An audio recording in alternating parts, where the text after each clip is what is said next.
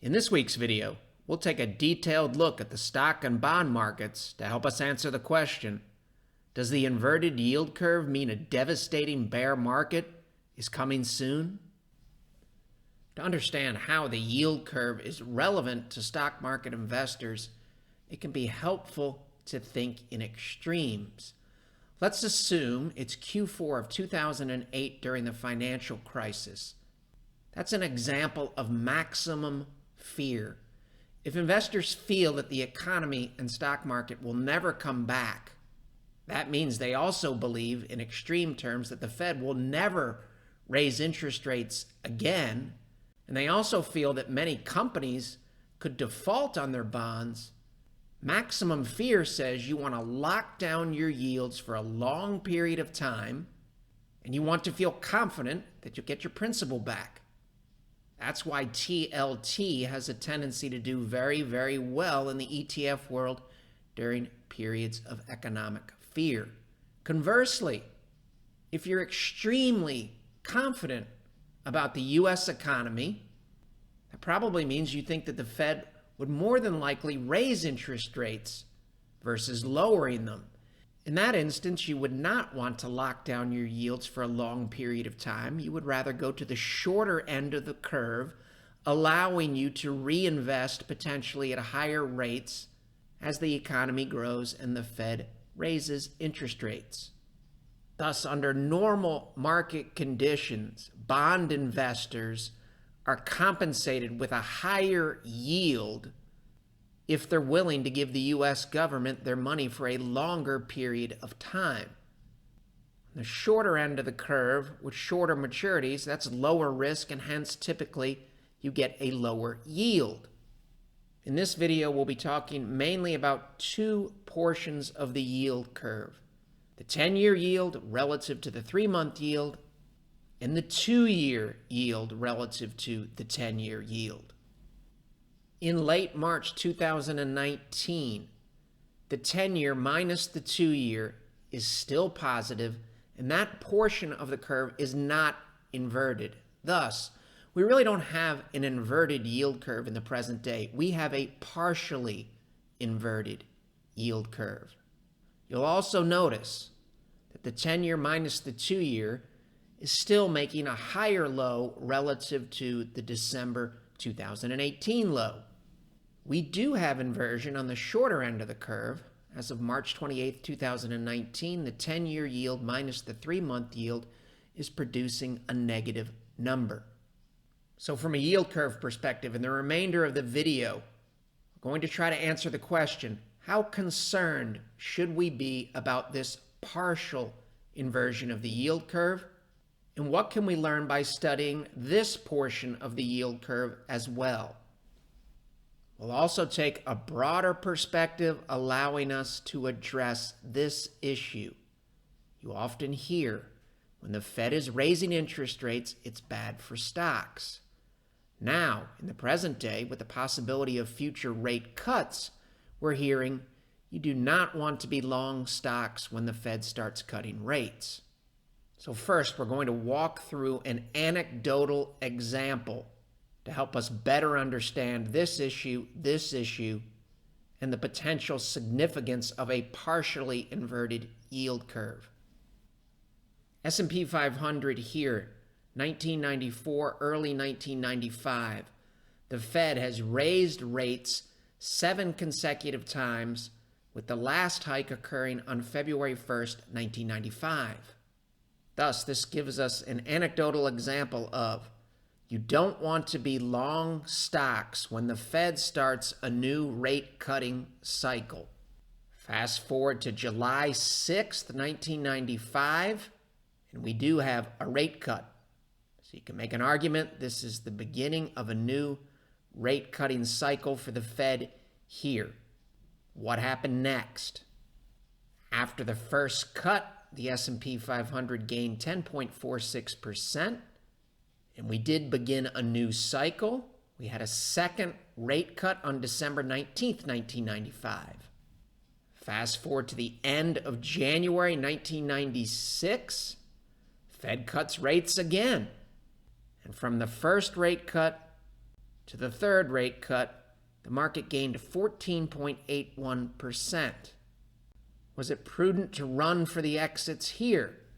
The answer is no. Between the first rate cut in 1995 and Q1 of 1997, the S&P 500 gained 42.43%. And on that day, March 25th, 1997, the Fed started increasing rates again, allowing us to water test the theory that rate hikes are bad for the stock market. What happened next? After the first hike here, the market continued to rise, and from the first rate cut that was supposed to be bad for the stock market, the first cut in a new cycle, the S&P 500 gained 76.93%. You may be sitting at home and saying, that's great, but in the present day, it's a lot different. In March of 2019, the 3-month and 10-year portion of the yield curve just inverted. The 2 and 10-year is about to invert, and the market is expecting the Fed to cut rates. This date here is September 10th, 1998. And much like the present day, on September 10th, 1998, the 3-month and 10-year portion of the yield curve inverted, just as it did last Friday.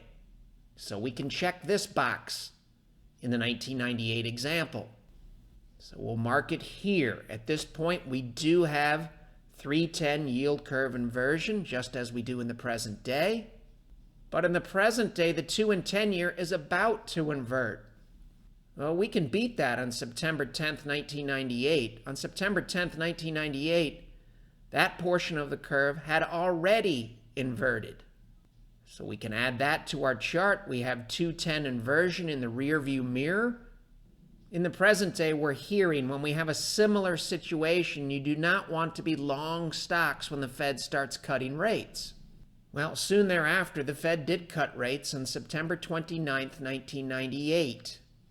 Thus, September 29th, 1998 features 2-10 inversion in the rearview mirror, 3-10 inversion in hand, and the first rate cut in a new cycle. Thus, we might learn something. What happened when we could check all of these boxes?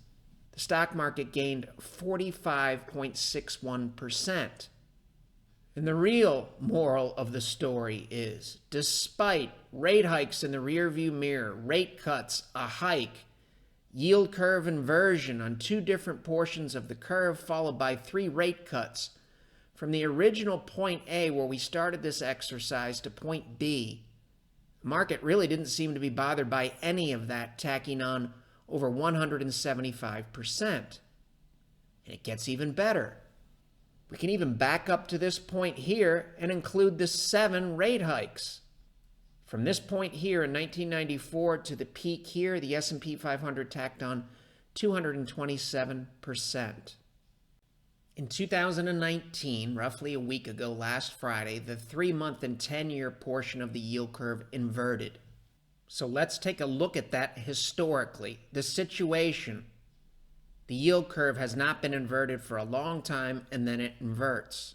This is the first sign of yield curve inversion. So we went back in history. We went back as far as the Fed provides data. We didn't arbitrarily pick this starting point. It's the beginning of 1982. We'll walk forward. It's a 38-year period. And during that 38-year period, we're basically looking for the same thing that happened on March 22nd. 10-year minus the 3-month inverted, went below the 0 line. Similar thing happened on February 1st, 1982. From this point here, if we looked out 1 year, what happened in the S&P 500? The answer is from the day of inversion here, 1 year later down the road, the S&P 500 gained 21.39%. The next period in history that's similar, the first sign of inversion after a period with no inversion, March 27th, 1989. What happened in the stock market if we fast forward 1 year from the date of inversion? Here's the day the yield curve inverts, the same portion of the yield curve that inverted roughly a week ago in 2019. The gain from point A to point B was 17.53%.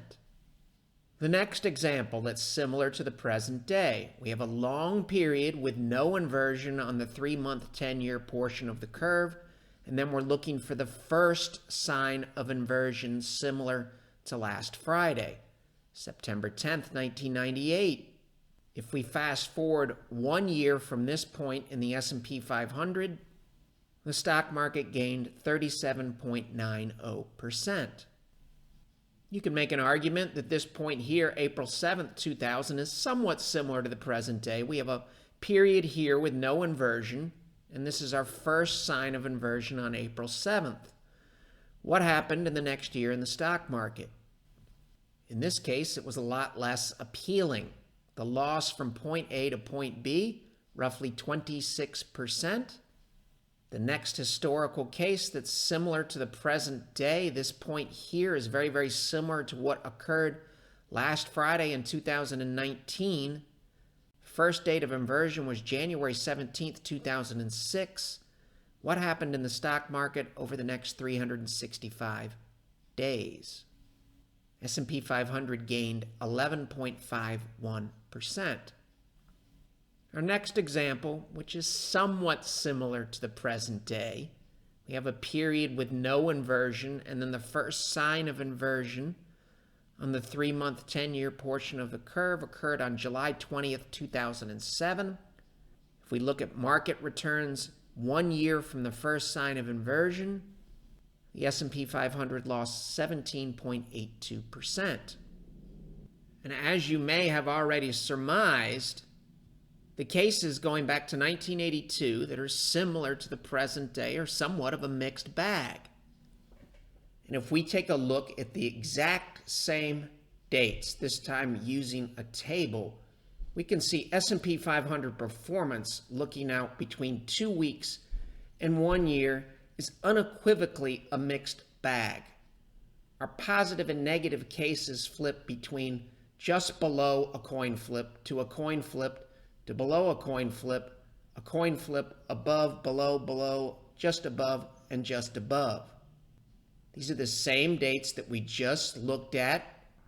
These are the dates where we had the very similar occurrence to what just occurred in 2019 on March 22nd. Unlike many of the tables and studies that we've looked at in recent weeks and months, there's really no discernible pattern in this table here.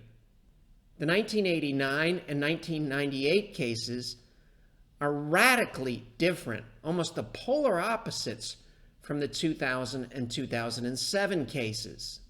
Telling us from a correlation perspective, it can be extremely dangerous to assume that the next 12 months will look like this period here, which is full of red, or this period here, which is full of red. Why? Because it's also possible that the next 12 months will look more like this period here, which has nothing but green on the screen, or this period here, which has nothing but green on the screen. We saw the exact same thing with this anecdotal example here. Stock market did very, very well between point A and point B. Between point A and point B, we had 7 rate hikes, 3 rate cuts, 1 hike, 2-10 inversion, 3-10 inversion, followed by 3 rate cuts. And yet, the primary trend from this point here to this point here, for the most part, was positive. In this somewhat coin flip or mixed performance shown in the table for our historical examples really speaks to correlations. So let's look at the correlation between the stock market and interest rates. And to better understand that, first, let's look at the correlation between the S&P 500 and the NASDAQ. According to stockcharts.com, in general, anything above 0.5 shows a strong positive correlation. You'll notice the monthly correlation between the S&P 500 and the NASDAQ going back to the NASDAQ's inception in the late 1970s. Common sense tells us that the NASDAQ and the S&P 500 tend to zig and zag together. The correlation on a monthly basis is always 100% of the time on a closing basis above 0.5 and useful, telling us that if you're interested in the S&P 500, it can be helpful to know and track the health of the NASDAQ. And if you're interested in the health of the NASDAQ, it can be helpful to understand and track the health of the S&P 500. Back to stockcharts.com. In general, anything below negative 0.5 shows a strong negative correlation. So there are many things in the stock market that we may think are useful relative to tracking the health of the stock market, but when we really look at the relationship and the correlation, it can be harmful. We might believe that whatever we're measuring zigs and zags together with the stock market, but in the real world, the stock market might zig and what we're tracking might zag. In the area that can get potentially dangerous are correlations that fall in between, because there are periods where the correlation appears to be useful, and you might believe that the correlation will always be useful. Well, the chart pretty much speaks for itself. Sometimes interest rates in the stock market zig and zag together. Sometimes the stock market zigs and interest rates zag. These numbers here, in this long-term correlation dating back to 1979 between the S&P 500 and interest rates, aligns with this table here. In some cases, really good things happen consistently in the stock market, and in these two cases, the polar opposite happens. Really bad things happen consistently in the stock market.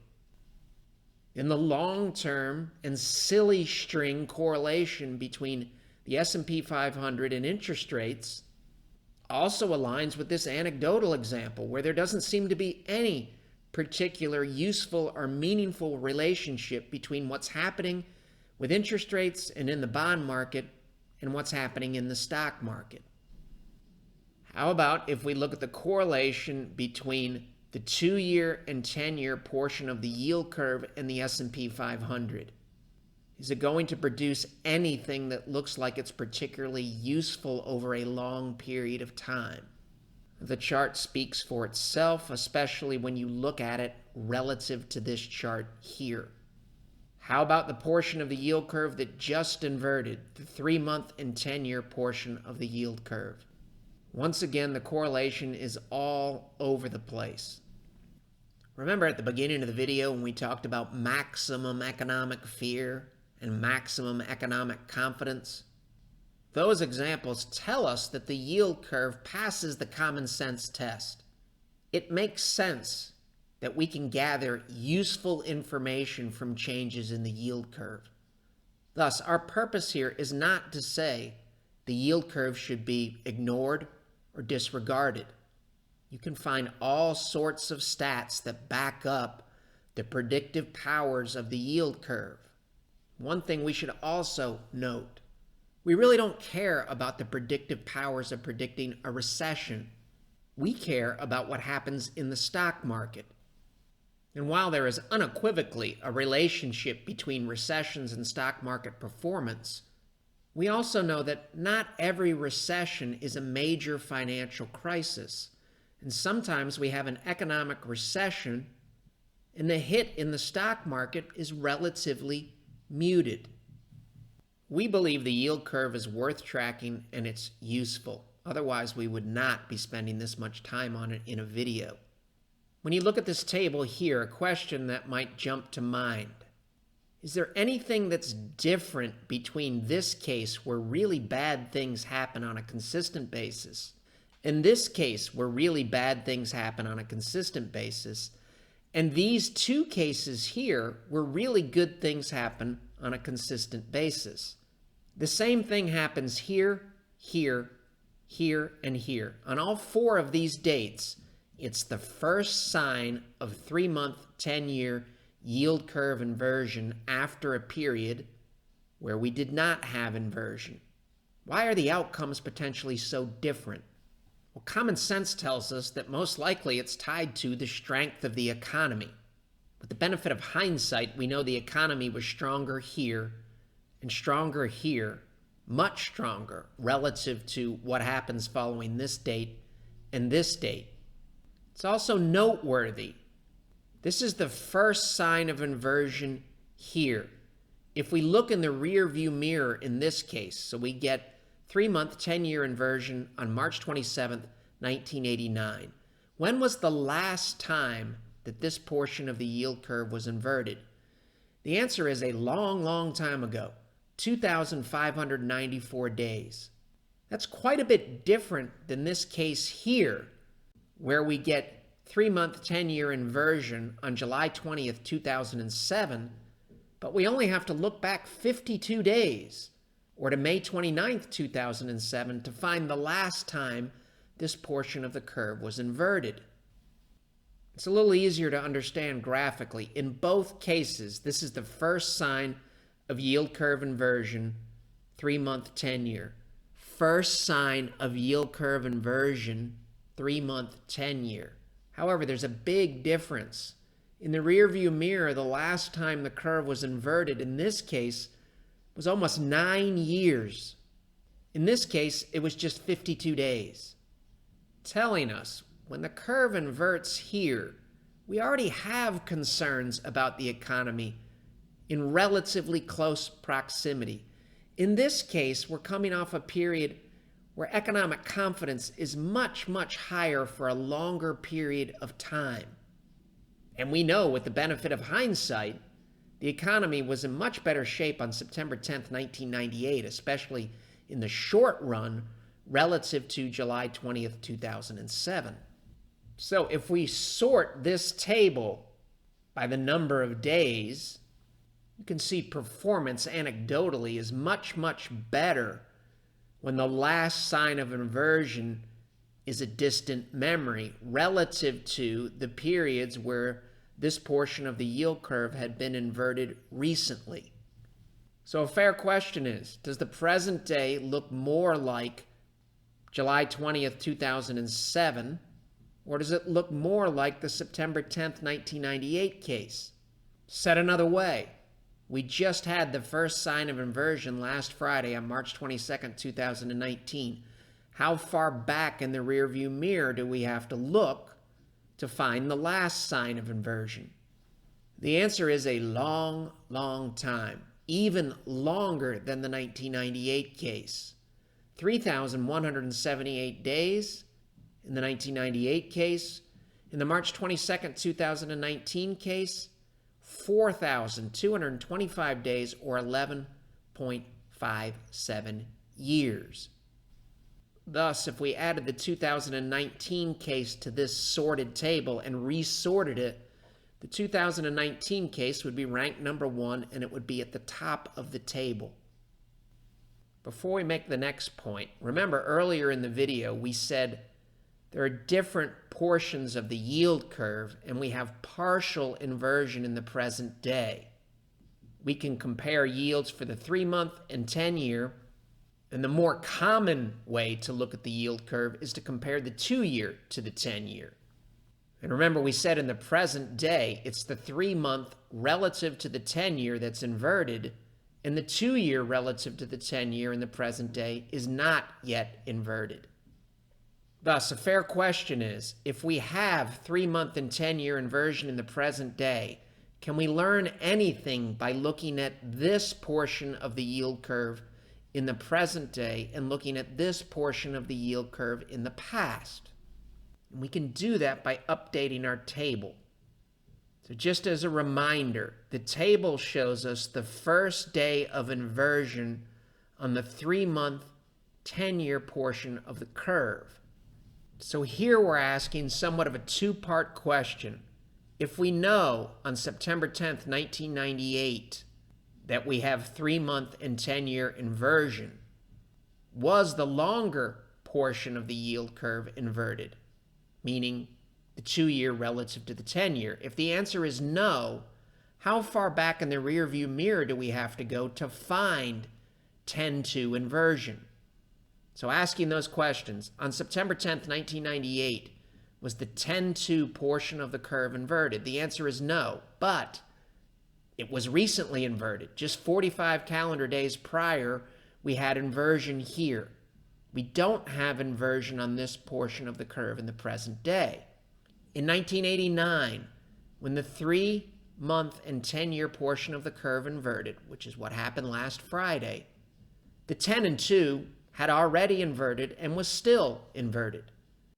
In the 2006 case, the 10-2 portion of the curve had been inverted just 18 calendar days in the rearview mirror.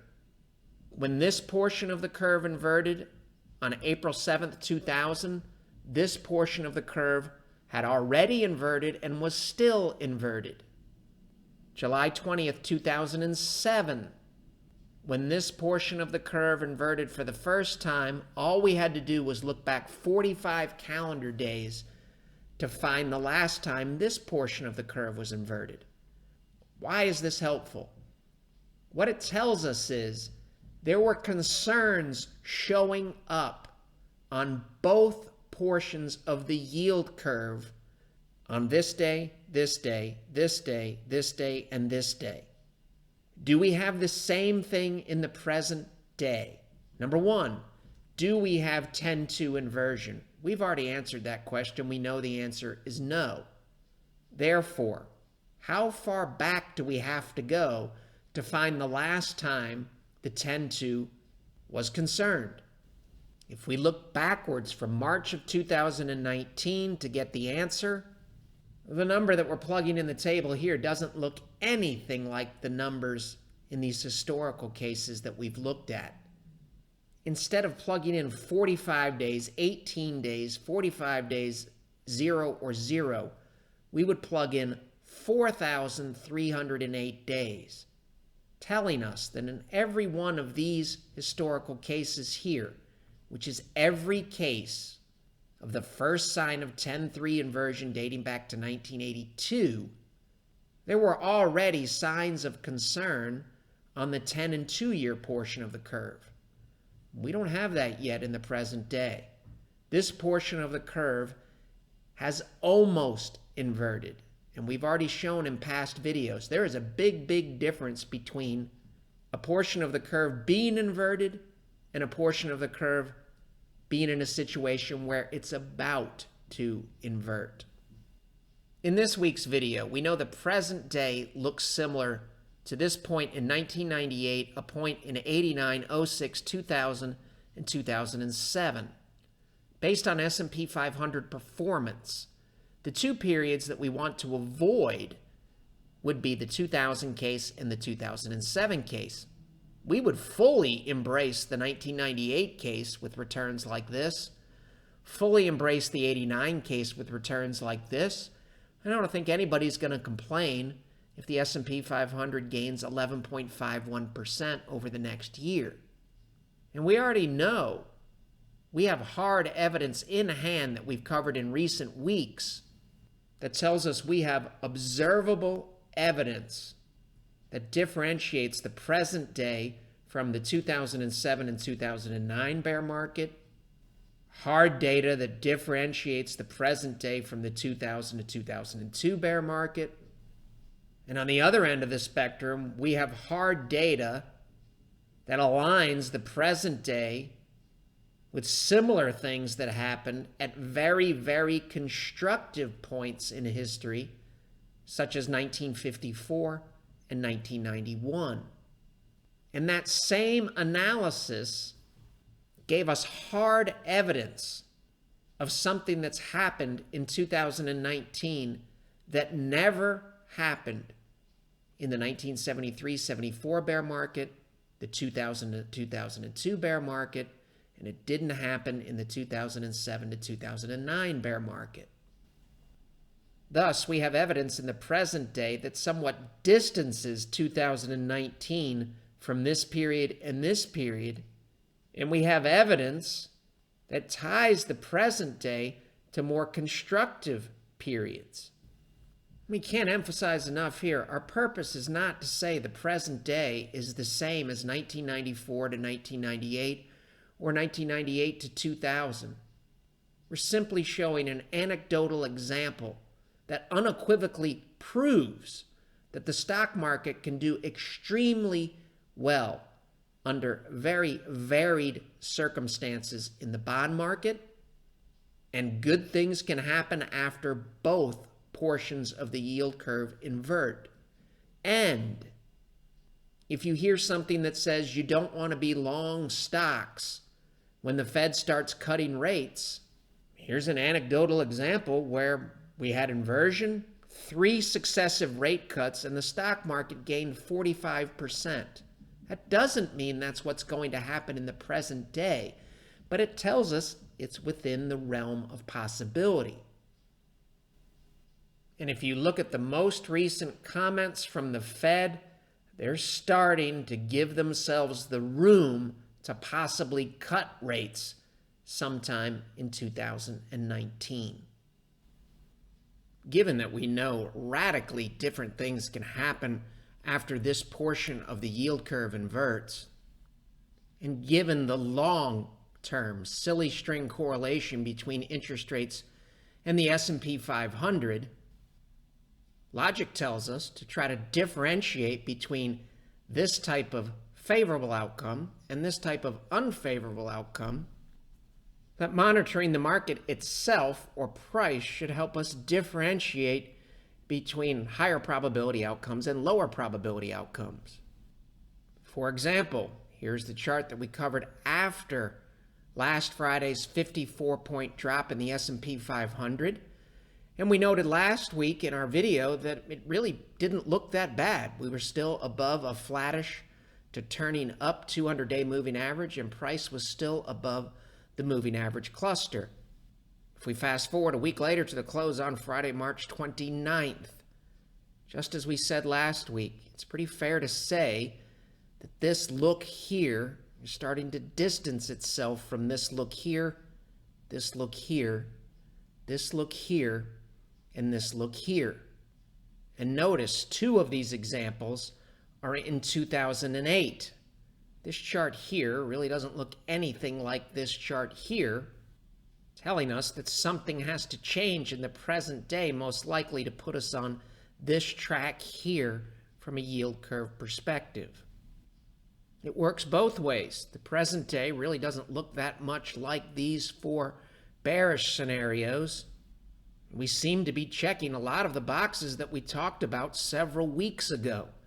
In the bullish cases, we've noted numerous times that we'd like to see the S&P 500 clear the orange 200-day moving average and hold above it and or consolidate above it. Hold above it, consolidate above it, hold above it, consolidate above it. Thus far, we've moved above the 200-day moving average. You can make an argument that this is somewhat of a retest, and for the most part, we've consolidated above it. That's obviously subject to change, but just as the evidence that we had in hand a week ago really didn't look that bad relative to last Friday's drop, the hard evidence that we have in front of us after Friday's session on March 29th still looks constructive, and our allocations reflect the constructive profile. Remember last week we talked about the NASDAQ and the rare MACD signal. We did nail down now the 4th consecutive weekly close above the center line, tying the present day into numerous historical cases with favorable outcomes, which simply speaks to probabilities. Remember, we said it's very, very difficult to discern any type of pattern from this yield curve analysis. Contrast that with the NASDAQ MACD analysis that we covered last week and the Bollinger Band analysis that we covered last week. And thus far, our maximum closing drawdown is right around 2,800. This is the chart as of Friday's close. Our lowest close is right in this range here, and thus far, that seems to align with the average and medium drawdowns from that Bollinger Band analysis that we discussed last week. In terms of the potential for an inverse head and shoulders pattern that we've been covering for several weeks, Our closing neckline that we've been talking about at 28.13, we recaptured that level on Friday, March 29th and closed above it at 28.34 and change. Also, from a positive perspective, very interesting to note, last week after Friday's big decline on March 22nd, the weekly tally for the S&P 500 was a decline of almost 22 points. The tally for the NASDAQ was a decline of roughly 46 points. If we fast forward a week later, we've taken back this entire 21-point drop from last week. The S&P 500 over the last 5 trading sessions tacked on almost 34 points, and from a weekly perspective, printed a new weekly closing high for the current rally. The same thing can be said for the NASDAQ, down roughly 46 points for the week last week after the inversion of the yield curve. Fast forward to the end of this week, not only did we gain all of this back, but we tacked on 86 points for 1.13%. If the market can maintain this constructive profile, and the emphasis is on the word if, the longer we stay above the moving average cluster, the easier it is from a weight of the evidence perspective to let our positions swing. And that's important because all of the charts that we've covered in recent weeks, including the NASDAQ MACD analysis that we covered last week, 51% sounds wonderful, but to capture the 51% return, you had to withstand a ton of volatility between point A and point B. In this case, a ton of volatility between point A and point B. The same can be said here.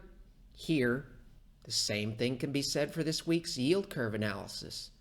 S&P 500 yield curve inverted here, gained 21% over the next year. That sounds great, but in the real world, you had to withstand a ton of volatility, watch your account balance swing in order to capture this gain, telling us in the present day that if we're watching our account balances too closely, watching the market tick by tick, looking at our profit and loss every 13 seconds, it's going to be very, very difficult to navigate from a point A to a point B that could be several years down the road.